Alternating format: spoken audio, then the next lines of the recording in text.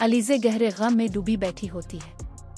इसकी बहन इसे हौसला देती है और याद दिलाती है कि वो हमेशा सबकी ताकत रही है, इसलिए अब हिम्मत हारना किसी मसले का हल नहीं। घर के खराब हालात देखते हुए हया बताती है कि इसे नौकरी मिल गई है। वो चाहती है कि अपनी बहनों का सहारा बने, मगर अलीज़े पहले इसकी मुखालफत करती है। आखिरकार हया के इसरार पर वो रजामंद हो जाती है। दूसरी तरफ महल्ले में कुछ औरतें नेहा और उसके खानदान के बारे में झूठी बातें फैलाती है। वो बगैर हकीकत जाने उनके किरदार पर इल्जाम लगाती हैं और पूरे खानदान को तनकीद का निशाना बनाती है।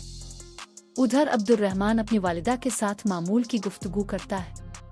इसकी माँ उसकी फर्माबरदारी पर खुश होती है और दिल ही दिल में इसकी शादी के ख्वाब देखने लगती है। दूसरी जानिब नुमान अलीज़े को धमकी देता है कि अगर इसने नेहा की तलाक की कोशिश की तो वो किसी को जिंदा नहीं छोड़ेगा। अलीज़े इसकी धमकियों के बावजूद खामोश नहीं होती। फसील घर वापस आता है मगर सख्त परेशान दिखाई देता है। वो अपनी बीवी को बताता है कि इसके वालिद ने अलमेर को जायदाद से बेदखल कर दिया है, जिससे घर में एक नई कशीदगी पैदा हो जाती है।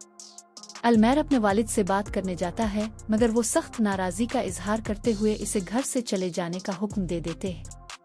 वो कहते हैं कि इसकी गलतियों ने एक खानदान की जिंदगी बर्बाद कर दी है।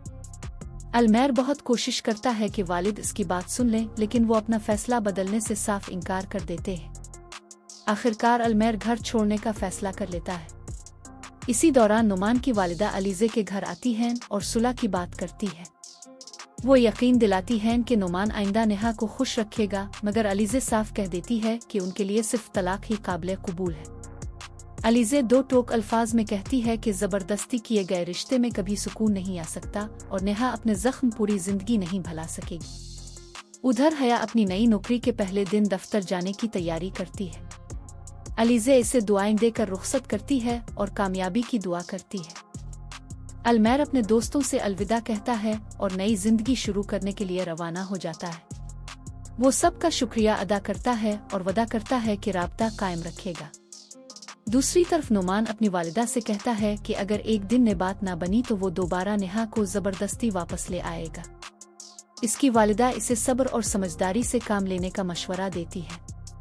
अब्दुर्रहमान की वालिदा इसकी शादी की बात छेड़ती है। पहले वो हिचकिचाता है, लेकिन आखिर में अपनी माँ की खुशी के लिए इसकी बात मान लेता है।